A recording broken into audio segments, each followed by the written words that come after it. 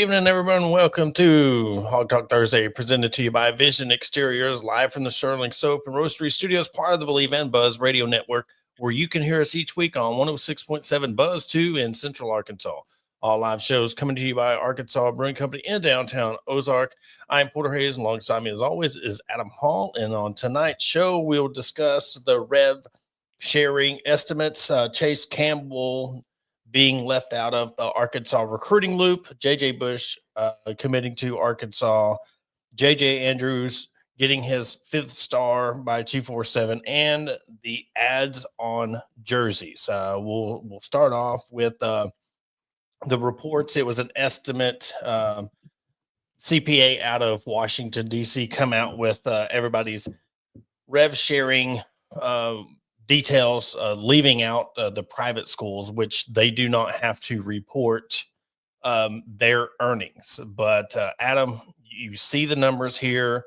You see what Arkansas, more than likely what we call it. I said around 15 million, 15, 16 million for their football team. And you see it's at 14.9. So roughly there. But just when you look at the numbers overall, what do you think of how they're displacing this? And do you think that they're going about it the right way? Have they shared it adequately? You know, it's one of those, I'm torn on it because I go to some of this looking at it and I'm just like, is 15 million enough for football? Then I look at like basketball, getting the 4 million, you got 15 players that would be eligible. So, 267,000 per player. It's where I kind of thought it would be, kind of like you. It's just weird to actually see the numbers in front of you. And then I just look at it too, with basketball getting the NIL that they do. And then we're going to add in another $267,000 on top of that.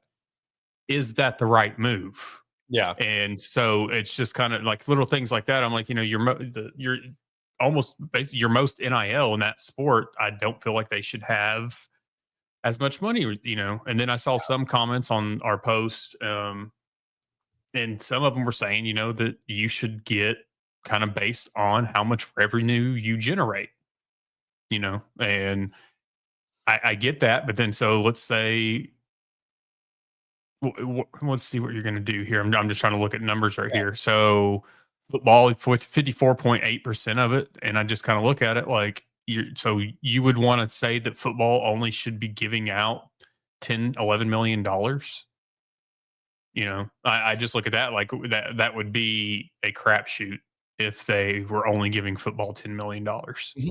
Or 11 million even. It's still weird to me. I'm still kind of soaking it all in. And I'm honestly still, we knew this was coming, and that now that it's here, we can pick it apart. I think you brought up to me in our text, women's tennis, $76 per player. Yeah. Some of that stuff, I'd be like, hey, you know what? Don't worry about it. But some of these sports too, they come. The background of these kids, it doesn't really matter that much. Yeah. But when you go, like, say, women's golf, and you just had the National Player of the Year, and you look at women's golf, $28 per player, and there's only 9 of them. $252 for the allocated for the team. And somebody had a funny comment. It was like, well, that'll get you a bucket of range balls, and you see golf, look at women's golf producing. But the biggest thing I want to go to is softball. And I want to put a huge emphasis on the softball team, is because you see what Texas Tech is doing for their softball program. You see what OU's doing for theirs. And you want Arkansas to be that elite program. The average softball player is getting $4,000. If you average it of 25 players. To me, it's like, this is what I was scared of, and when I said 15 million, it's because the fact that Sam Pittman, Hunter Yurchek, and the football staff is like, well, we're going to wait on our revenue sharing. We're going to wait on our revenue sharing. That's going to be the savior of all. and you're getting 15 million. And it's the fact that, yeah, if you want to go off revenue, I totally get it. But I go back to softball. They're selling out. They're going to, super regionals, and they're hosting, and they are producing, and they're getting talent. That's the biggest one where I come in and I wish they would have got more money, because they are on the cusp of being that team that goes to Oklahoma City every single year. And you want Courtney Deifel and her team to win that national championship or get to Oklahoma City, with other teams stepping up, with women's sports now starting with the climb. You see it in women's basketball. You see it in the WNBA. You see it in softball now. You see it in women's basketball in the college ranks. I wish they would have, done more for that program. And I know they have, Everett doing the women's sports and giving there. But yeah, when you break it down, it really does look. I mean, you look at baseball, 34,000 per player. So, it's one of the things. Yeah, you can raise softball prices, but they already have. Season tickets have went up tremendously. Not as much as the baseball or football or basketball, but they have went up. They were giving tickets away. I mean, you were getting in for free 6-7 years ago. Now they're selling out. So that was the only discrepancy that I thought, because you brought up the point of, this is outside of what they're getting for their NIL. And if you think as an athletic department, if the GM of this whole thing, why not go to Cal? Look, you're set with your NIL deal. You're able to have a John Tyson come in and give these players a lot of money. Why can't we take that money and put that? You think if you had, let's see, softball has 25 players. So you took that $266,000 and you put it into your softball program. That would be huge on top of that, because they're already getting millions of dollars. They're getting 5-6 million from Tyson to pretty much fund the basketball team. And it makes me wonder too. I mean, I know, 267,000 compared to some of these guys getting, $500 to $1 million, whatever their numbers, their individual deals are. It makes you wonder if they're like saying, hey, we're going to soften some of the blow on coming out of John Tyson's pockets. Yeah. But at the same time, it's kind of like, I mean, if you're going to do it, I don't know if there's a right way for Arkansas to do this, because, I mean, it's one of those that they can change it year by year. And again, like this just being estimated, I'm not a fan. And then I also go back to this kind of being lackluster in the sense of, this is what Hunter Yurachek and Sam Pittman have been kind of holding on to, like, oh, just wait. Well, we've waited, and here it is. And, yeah, you're going to give your team $15 million, 143,000 per. In the grand scheme of things, is that going to do you anything when every other school's getting $20.5 million also? Yeah. And then, you've got, 105 people. Are you splitting this evenly, or are you doing it on some kind of, if you're a starter versus you're not a starter, or like we've seen in others, if you're the quarterback, just like in any league, the star of your team or your quarterback's the highest paid player on the team. Is he taking a bigger chunk? Are y'all just saying, nope, everybody's getting the same dollar amount? Like, there's a lot of things here that, I don't think that they're going to give answers to, but I'd just like to see how it truly is spread out. Yeah. Is it evenly done, or is it based on whether it's seniority, starting positions? And that's the way it should be. I mean, and let's be real, if it is name, image, and likeness, you should go off the name and image and likeness of the person. Taylor Green should be one of the top players getting money on the football team. All the guys that you got coming in, your 4-star, 5-star guys for the basketball team. Now, that's one that you could honestly say the talent across the board is going to be your most even when it comes to the sports. Because you see, Cal's went on there and said he wants to stick to his 8 to 10 roster. And he wants his 10th guy to realize you're the 10th guy on this roster. If you can get a guy to come in and be the 10th guy on the bench, know your role, come in and play sparingly, he's probably under the impression that he's not going to get as much as, Malik Thomas, so that's going to be a big deal. But that's the thing is like kids should realize, all right, I'm not a starter, so I shouldn't expect 200,000 to not play at all. Because again, what are you doing? Where's your name, image, and likeness if you're not on the field? You're not known. Now, if let's just throw Arch Manning in there. Even when he was on the bench, he was one of the most popular players on Texas. Therefore, his name, image, and likeness, he deserved a lot of what he got because there was a lot of ticket sales. There was a lot of revenue coming in off of him being a Manning.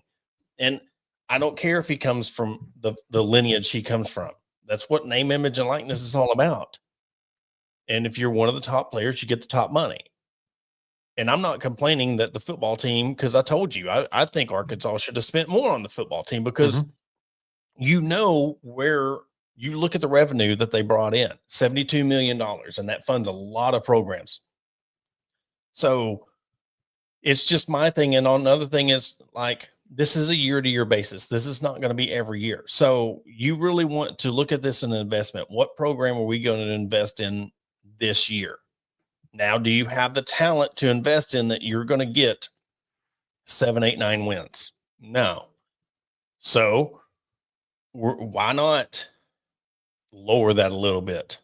And then once you get these 4 stars in, these 5 stars in, you start getting the roster like you do in basketball and baseball and softball, soccer. Then you start giving more into your football program because you're going to get more results and it's going to lead to more revenue. And I wonder too, and this is just in the future when we get down to false promises like we've seen happen time and time again, especially over the last few years with NIL and whatnot. So, this can be readjusted each year.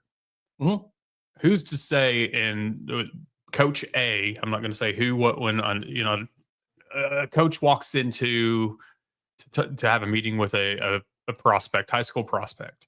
And, hey, this year, this is what we're at with revenue sharing.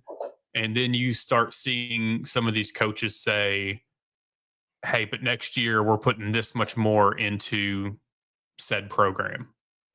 So you're going to get this much money. And then what happens if that doesn't happen? You just promised this player that, hey, revenue sharing next year, you're going to get $300,000. And then when it actually comes to it, you're only getting 200, so I'm just like, are we going to start seeing issues and false promises with revenue sharing? That then when the player gets there to sign, his financial agreement, is it going to reflect what him and the coach talked about or not? Because, then we kind of got to look at when these things go into effect, if it's going to be June or July 1st, like it is this year, is this, going to be the every year? Well, these players are signing their financials in a lot of the sports, in December, February, in that time frame. So are these teams going to have this information while these players are signing their financial agreements? Because if I'm a player and I don't want to sign my financial agreement under a false promise that I'm going to get this much money from revenue sharing, and then I'm not going to get it, because y'all won't even know by until April-ish how much money there's even going to be in the pot.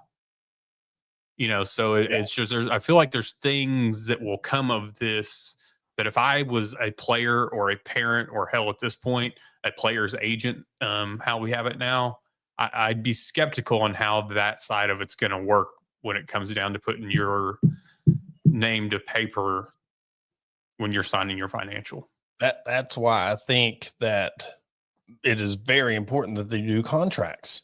It protects both sides and it holds both sides accountable. If you're saying, hey, we're going to look at this and we're going to give you X amount of dollars year 1, we're going to give you X amount of dollars year 2. If this is in writing, you got to be held accountable for it. And the tricky situation and the catch-22 is for the players is you're going to these schools, let's just say Arkansas, that I don't know how far you can really push on this FOIA thing where they don't have to release it, even if it is a legal deal. I don't know anything about that. So if a kid says, well, they said they were going to do this, well, where is the paperwork? Well, if you can't access the paperwork, how are they going to prove it? So you're stuck in limbo of just having to trust them. And then what if Arkansas does get to where they have to show we said Mhm. that we were going to give this player this money, then they get sued. Well, guess what's going to happen? Now you're going to be out more money than what you were supposed to give him. And all it does is, last week when we go on, we had Travis on the show. He's talking about a black eye on the program. You're going to start. So don't get cocky thinking that you're totally untouchable if you think that we can say these things and then go back on it because we don't have to disclose how much money we're giving, because all you can do is say, well, we thought we were going to get this, but we only got this much. In reality, you got more. Mhm. So again, it just you're protecting both sides of it, because then you have the other, like, Madden say, well, I was promised this, I didn't get this, so I'm leaving, and you just leave the team. Well, if everything's in writing, Arkansas could have been like, look, this is what we said this is what he signed up to do. Now he has to give that money back. Mhm. Saves a lot of No, trouble. there 100% needs to be contracts, buyouts with players, and like we've talked about too, going as far as, hey, you want to enter the transfer portal, X amount of dollars, and then when time comes to transfer to a team, and you're still in contract, you can pay it, your agent pay it, the other team can pay it. Doesn't matter. You're paying your money back somehow, Yeah. or a percentage in, however far in you are to that year. And it's going to get to that. I think it's just the crappy part of. I'm not saying it hasn't been thought through, because obviously, if we're thinking about it and talking about it, it's already been thought about, discussed behind the scenes. But I'm like, these are things I feel like you need to have in place first. Don't wait for something to have it. Don't be reactive to it. Be proactive with it Yeah. and get ahead of it. But it all I falls on the fact of you're hoping that this 14, 15 million is going to save your program. And now we're looking and seeing what other people are getting. And you're like, oh, we're 10, 15 million behind the other programs where we want to be. And look, Arkansas will never be the Ohio States, Notre Dame's, the Texases, they'll never be the Alabama. So you're climbing out of this hole. So you're comparing let's just say it, Missouri, Mississippi State, look at Kentucky. They're having the same issues in Kentucky. I read a thing where they didn't get any in-state recruits and they didn't get anybody out of Ohio. So Kentucky's going through a similar situation with this. And there's going to be other schools and other conferences that are going to be dealing with this. So Arkansas is not the only one, but you have to think, where do you want to be? Where can you realistically get with your football program? And I think 7 to 8 wins, a 9 to 10 win season here and there, make a run for the college football playoffs every 5, 10 years or whatever. I think that's realistic if you start getting your recruits and you start building this program. But if not, if you're going to settle for 5, 6 wins a year, there's not going to be the revenue. Because I'm telling you, this is with revenue sharing, this is a very important year for the whole program, because yeah, they made 72 million this last year. How much are they going to make this year if they go 4 wins? They start off, and you go into a situation where you got 25,000 in your stadium in a Western Kentucky game and you get beat. I just, it's hard for me to not like just sound like a Debbie Downer or whatever, but it's this whole idea of, getting back to like 9, 10 wins and all. It's far fetched feeling anymore. I mean, 9 wins, maybe we saw it in 21, but everything else, I'm just like, I'm not saying that they've completely given up. I mean, we've seen it with the recruiting that, we tell one 4-star that, hey, we're moving on from you. And then another 4-star, we get in the same. And like, Pinto said on Twitter, and I wholeheartedly agree with, if there are players like say within the state of Arkansas that we don't get, guess what? It's a 3-star, 4-star in Arkansas that we didn't get, but we went out and got a 4-star in Alabama, a 4-star in Georgia, or a 4-star in Texas. I'm all for it. We know that the talent pool is at a higher level down there. But it's one of those things we're not seeing that consistently enough. We're seeing offers being given to players that aren't don't have no stars, aren't ranked, whatever. We're seeing allegedly a coaching staff moving a 3-star wide receiver athlete that's 5'10" from across state lines, and I'm like, this is what we're doing. This is where our focus is. And Yeah, I just think and you the have a focus guy is in like the wrong Chase place. Campbell. Mm-hmm. You got a guy like Chase Campbell who you're talking about, this in-state talent. This dude is as Arkansas as it can get with not living in the state. I mean, both parents went to U of A. His grandpa broke the color barrier for the Arkansas Razorback football team, 4-star. And they said they didn't have room for him. And this is another thing when we get into, we don't know the whole story, but it's how they said we didn't have room for him. And everybody's going to be screaming at you because you're like, what do you mean you don't have room for a 4-star?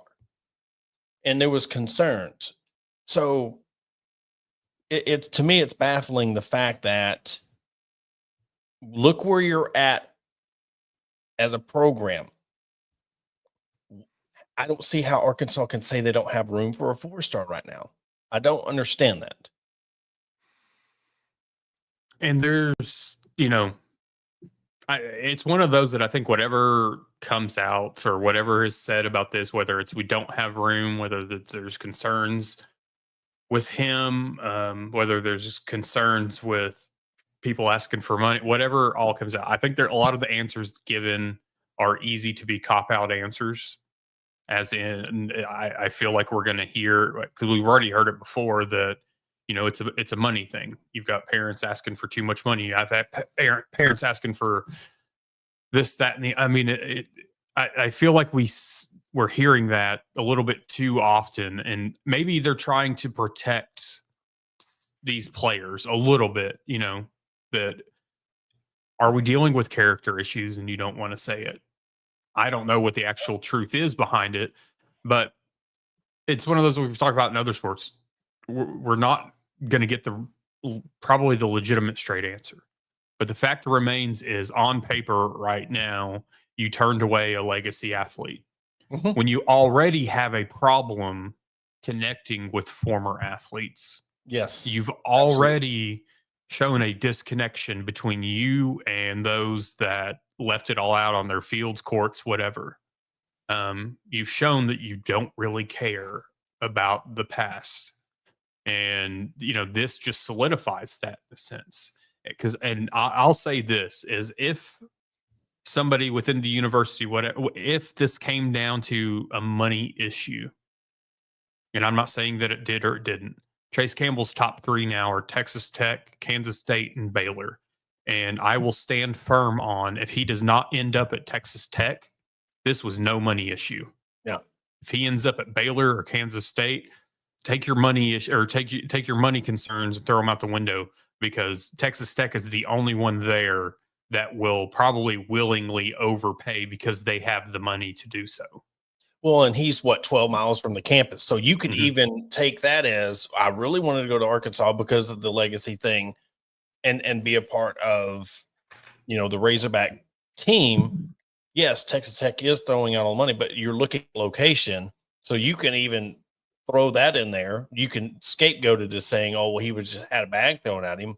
But yet if in the end, he's like, man, I really wanted to go to Arkansas, but if I can't go to my dream school or go to where my parents went, my grandpa went, I'm going to stay at home. Because guess what? You can go get this bag at Texas Tech. You could stay home for a year, develop, and then move elsewhere. And he might end up being at Arkansas down the road. We don't know what's going to happen. We don't know what's going to happen with this program moving forward after this year. And it's one of I don't, it's one of those in my, obviously, like the high school recruiting, like I said, it doesn't matter as much as the transfer portal. If you want to go out and get them in a year or two, and that's the plan, we just can't say those things out loud. Cool. Yeah. I mean, I feel like in a sense, that's kind of what happened with Courtney Crutchfield a little bit. Went to Mizzou, got some money. Now he's come back. Yeah. We don't know those things. You can't say those things out loud necessarily, but hell, I mean, I'm just like, you've got to change something, because I think they're sitting at 31st or high 20s, low 30s, and I know it's a long ways for the 26 class to be complete or whatever, but you have a bunch of below 4-star players on this commit list, and you just told a 4-star like, hey, we don't have room. Yeah, you could have come out and said, hey, we both talked, both parties talked and decided, Arkansas wasn't the place for him. You could have worded it differently to make it seem less than we didn't have room for him, because you're making it now it was your issue with him. You didn't have room for him, opposed to, we couldn't just, both sides couldn't come to an agreement. Now you're saying, then it looks like a money issue or playing time issue or whatever it may be. Now more vague, but it's not looking like just a one-sided deal. But let me ask this right quick before we move on. Is he put out his top 3 or his new top 3 really before this news came out that Arkansas had moved on? So he puts out his top 3 because the reason I say this, so I saw, like, when you had sent me the thing, and it was or Kyle Sutherland had put it out. Yeah. And Best of Arkansas Sports had put it out that Arkansas had moved on, whatever. About 12 to 13 hours before all that, Chase Campbell put out his new top 3. What if, he puts out this top 3, Arkansas is not in it, and then Arkansas comes out and says, no, we moved on from him. He didn't break up with us. We broke up with him. Just, for whatever the case may be. And so there's sides of me that think, hey, is there some pettiness in this? Because trust me, we all know that when I see petty, I'm all for it. But I just wonder if he backed off of Arkansas and Arkansas was just like, no, we're going to get the upper hand because our feelings are hurt. Yeah. Well, and either way, it failed because nobody's looking at you like poor you. Again, that's where you come out and you say both sides have reached it. Because if he would have come out and said his top 3, you still coming out and saying we didn't have room for him makes it look worse than if he would have put Arkansas in the top 3. Now you're seeing petty, but you're being a sore loser in a sense of, oh, we didn't have room for him anyway. That's not being petty. That's being a sore loser. But with how things have been shaping up with the University of Arkansas and their athletic program and things being not told, you know what? That's for us to be able to make our own judgments and our own topics about it, because we don't know the truth. So what is the truth? You're not going to ever tell us the truth. So what is the truth? So we form our opinion off of what we see, and nothing good. I mean, you did get, but it's funny that JJ Bush committed to Arkansas, but yet he also was going to go to LSU. So, it's funny how things play out, and you're seeing him commit to Arkansas. He's a 2026, but in the end, we're making a lot out of it. But until Arkansas produces better, recruits better, we're going to see more of this, because you can get this JJ Bush to commit, but I mean, he's a 2026 guy. So there's a lot between now and then where he can commit, but it's all about where he signs on that dotted line. And that's the grand scheme of it, because I'm telling you, Arkansas goes 4-8 or whatever, 5-7.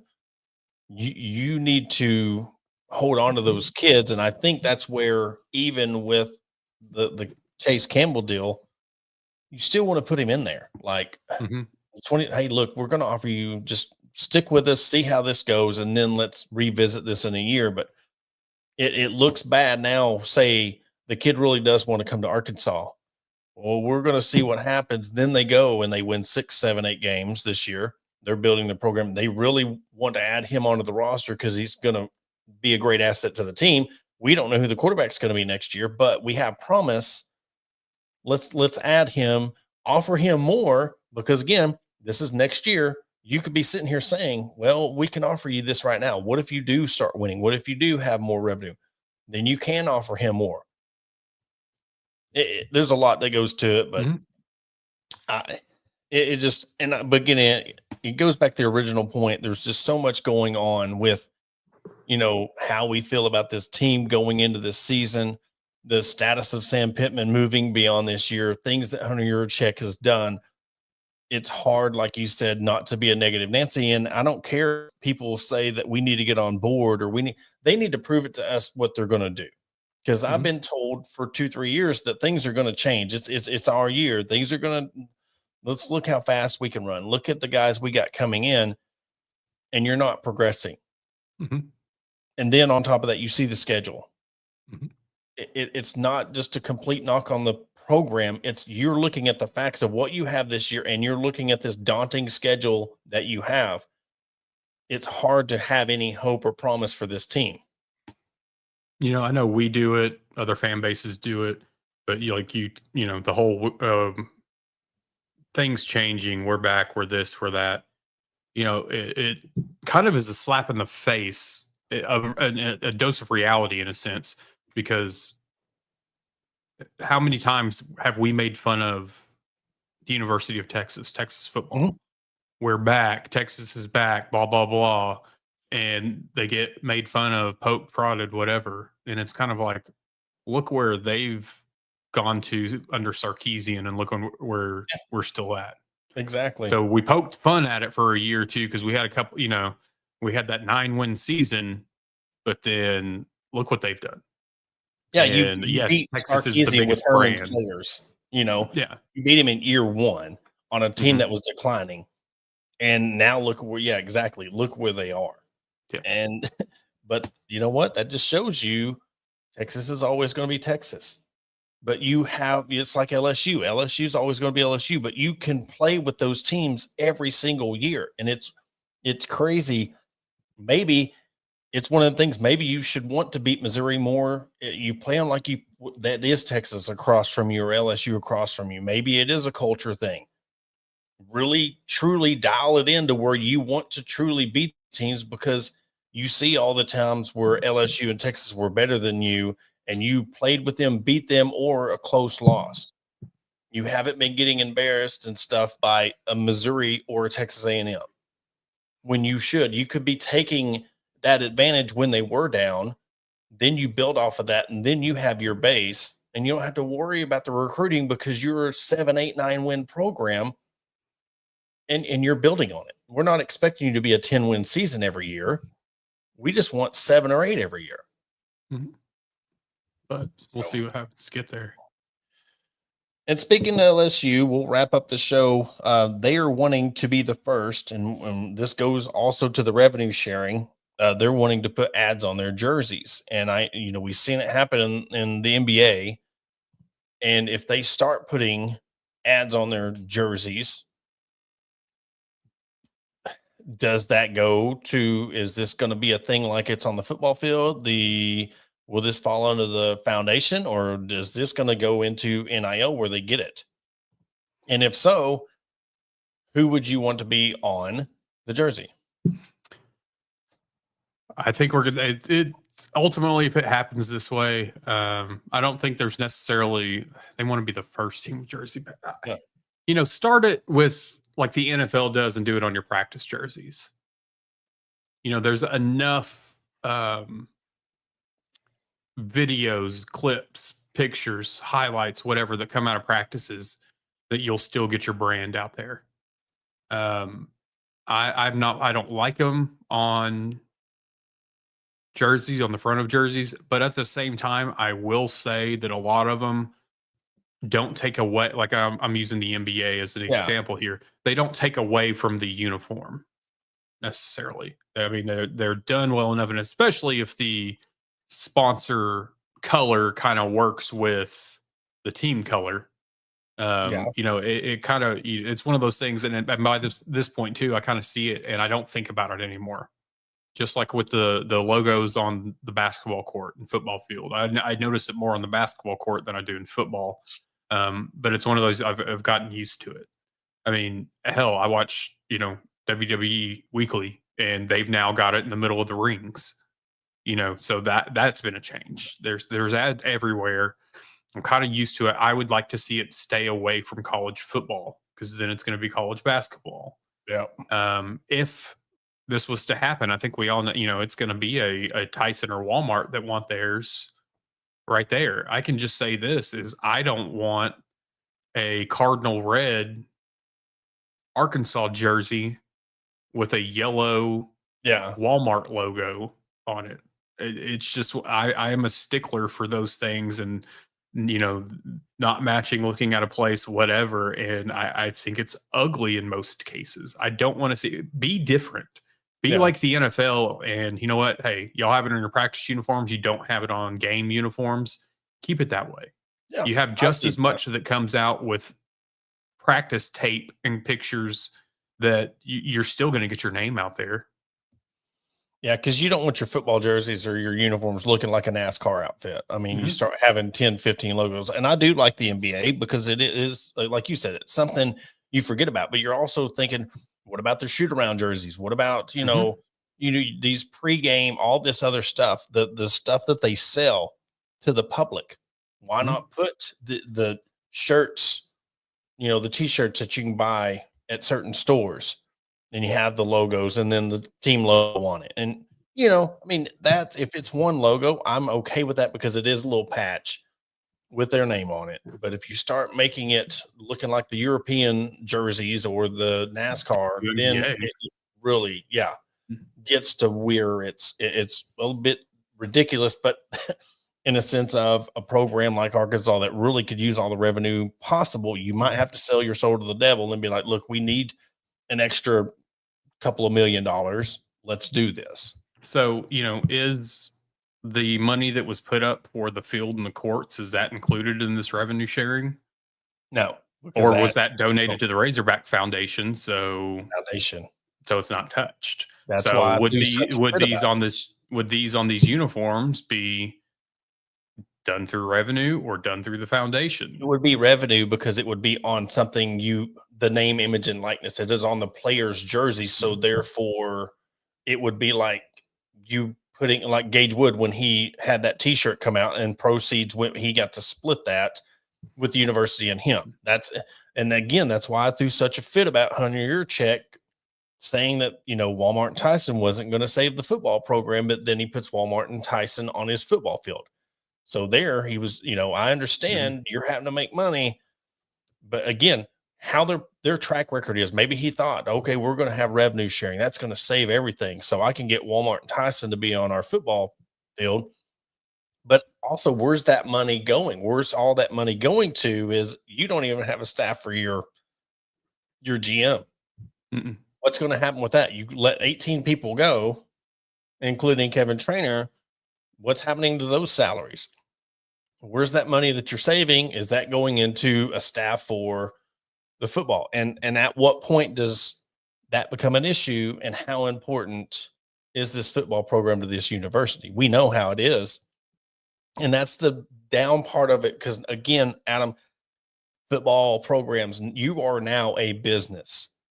Mhm. I got laid off from Direct TV, and then the very next day they announced that they become the bowl sponsor for this college football bowl in Florida. The very next day. Now you see where DirecTV is as a company, it's going downhill, because they're not adjusting to the times. That DirecTV company could have done a lot of things to stay with their times of streaming and all that stuff, and they didn't. They kept their prices up for a product nobody's buying anymore, and now they're laying everybody off. Mhm. So, They think that they're doing what they need to do, but sooner or later, the truth comes out. And it's one of those companies like DirecTV, and honestly, what I feel like with Arkansas right now, like at some point, it's, hey, stop lying to us and just accept the fact that mhm, all you're truly worried about in this moment is the bottom line of your athletic department, not actually what you put out on the field. mhm. And that's where we're Jerry at with Jones it. effect. Hmm. Again, look at, I mean, he is an arc, and it's funny how you see Dallas Cowboys, number one. We've said it many, or I've said it many times on here. He don't care about wins and losses. He could say that all he wants, but as long as they are the number one pro team in all of sports, he don't care. No. And I think Arkansas is going to get to that point. As long as they're bringing the money in, they're selling season tickets, and they can say 72,000 people there when there was actually 30 or 40. He can say, "Oh, embrace the hog, do all this stuff." One Razorback. Well, we're seeing a different side, Mhm. and we're going to see that they're still going to put out a mediocre product. You've got your propaganda machine saying, everybody join in. If you're saying this about the team or you're saying anything negative, you need to get on the train.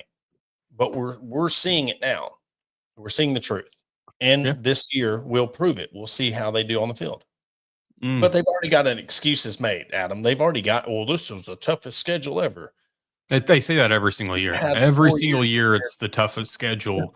And then when they actually put out strength of schedules, there's always teams. I mean, we're always up there. There are always teams ahead of us. And, recruit better, do better. As long as your athletic department is in the black, you're making money. You've got Hunter Yurchek and others that are on these committees. You're top 10 or 11 in the Learfield Directors Cup, year after year, because that literally means nothing in the grand scheme of things. It's one of those, if you want to hang your hat on that, great. Nobody remembers who's won the Directors Cup the last X amount of years, but we can tell you who's won the last 10 national championships. It's just another one of those banners they can hang up, Cancel bowl games. Yeah. It'll be interesting, but we are getting closer. Season's 2 months away. So, it is, again, we said it every week since we started our off-season series of it's just nothing to look. And you can see it in everybody that does sports, radio, media, podcasting here. That's the same thing. You're trying to break down a depth chart and you're trying to do these things that there's just no fire. And they could try to set a fire. They can try to tell you how to get on board and be happy for this team. This is going to be the year. And you know what? I mean, one year out of 10, they can eventually say it and be right. And then be like, see, we told you so. And I guarantee you that's what they're waiting on. They're going to tell us for years, the big boys, the big media company, big radio station is going to tell us we're dumb, we're ignorant, we're stupid for thinking these ways, but watch them win 6-7 wins. And they're going to be like, see, we told you so. It's not satisfying enough. You should have been doing this all along, and let's follow it up. Let's build a program instead of hanging it on 1 year. Then we go on a 5-year drought. Go one good year. Let's go on a 5-year drought, because that's what's happened the last 15 years. Mediocrity. Live it, love it, deal with it. I need to put that on a shirt. Yeah, there we go. Honestly, it may happen on our Hawg Talk store. There we go. But I'll just, make sure to not put Arkansas anywhere on it, because God forbid they try to pull it down. Hey, speaking of, if you want to go get, the red, white, woo shirt. Yeah. Hey, they're still up. They haven't been pulled down yet. And you know what? I want to give a shout out to our friend, Justin Daniels over at RVRD before we go. I took my vehicle and got it detailed. If you're in the River Valley, dude is the best. I had this thing since 2018. It had not been detailed since then, and it was horrible. And they spent all day on it. Quentin did an amazing job. So look, he is an avid Razorback fan, Justin Daniels, always of football games, softball games. Yes, Adam, he is a huge Chiefs fan, which I told him we'll have me and him go back and forth quite a bit, especially during football season. So, but we each get tagged in a lot of each other's posts. Well, we're going to have him on, do some little, NFL football stuff, get some good banter going, Yeah. But yeah, everybody, look, if you're in the River Valley, go by, book an appointment, and have it detailed. You will not be disappointed one bit. Tell them Hawg Talk sent you. 5606 Towson Avenue. We'll put the link where you can book, call, and book your appointment. But they do everything from washing, detail, ceramic, everything. They do RVs, ATVs, side-by-sides. They have 3 different kind of things going on. The tint your windows, put a system in your car. They do your outside, inside, anything you need done with your car. They're the go-to spot. RVRD in Fort Smith, Arkansas. But Adam, you got anything else? I'm good. All right. Everybody have a safe 4th of July. Do not end up back up Terry. Everyone try to be safe with everything going on with the 4th of July weekend. But again, thank you for everybody tuning in. Thank you for our sponsors. And we'll catch you on Monday.